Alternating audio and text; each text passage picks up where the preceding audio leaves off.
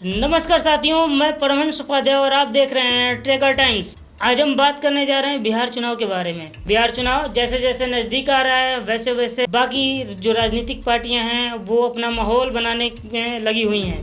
चौंकाने वाली खबर है कि आम आदमी पार्टी ने अनाउंस कर दिया है कि हम बिहार में जितनी भी सीटें हैं हर जगह चुनाव लड़ेंगे। लगभग 243 सीटों का दावा कर रही है आम आदमी पार्टी चुनाव लड़ेगी। तो क्या लड़ पाएगी? ये सवाल इसलिए भी है क्योंकि क्या आम आदमी ने अपनी ज़मीन बिहार में इतनी मजबूत कर दी है कि वो 243 सीटों पर चुनाव लड़ सकती है, या ये एक खोखला दावा है? दरअसल आम आदमी का कॉन्फिडेंस की बात करें ना, तो कॉन्फिडेंस कहाँ से आ रहा है? तो दरअसल कॉन्फिडेंस उसका आ रहा है कि दिल्ली में लोग रहते हैं, दिल्ली में लोग काम करते हैं, उनको आम आदमी पार्टी में नॉलेज है। वो गांव में जाके बताते हैं कि आम आदमी पार्टी ऐसी है, लेकिन सच्चाई इससे अलग है। बिहार में इलेक्शन होगा तो कर्मचारियों को कितनी छुट्टियां मिलेंगी सर? एक दिन की छुट्टी मिलती है इलेक्शन की, बिहार जाने में एक दिन लग जाते हैं। तो ये लोग तो बिहार पहुंचते ही नहीं है, वोट कहाँ से देंगे आपको? वहीं लोजपा जो कि रामविलास पासवान की पार्टी है, उनके बेटे चिराग पासवान ने भी ये दावा किया है कि वो बिहार के सभी सीटों पे चुनाव लड़ेंगे, यानी वो बीजेपी और जेडीयू आरजेडी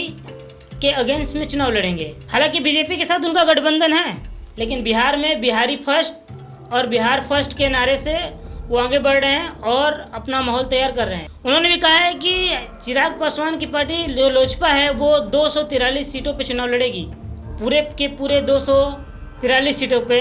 वहीं अभी महागठबंधन जो है वो उलझी हुई है सीट बंटवारे को लेके, क्योंकि कांग्रेस और आरजेडी दोनों एक साथ चुनाव लड़ेंगे। ये तो कंफर्म हो गया है कि दोनों एक साथ चुनाव लड़ेंगे, लेकिन अभी भी सीट बंटवारे को लेकर के दोनों में खींचातानी चल रही है। और इसी बीच खबर आई कि एनडीए ने भी ये तय कर लिया है कि नीतीश कुमार को ही वो मुख्यमंत्री बनाएंगे, और दोनों जब एनडीए चुनाव लड़ेगी तो वो नीतीश कुमार के चेहरे पे चुनाव लड़ेगी, और नीतीश कुमार के चेहरे पे लड़ेगी।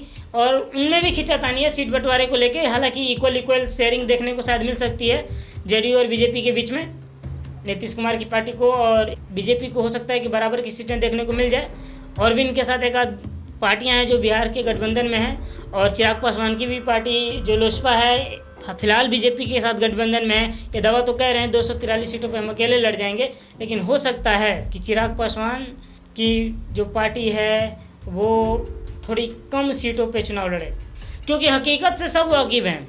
नहीं है इतने लीडर कि आप बिहार में आम आदमी पार्टी 243 सीटों पर चुनाव लड़े और जीत जाए।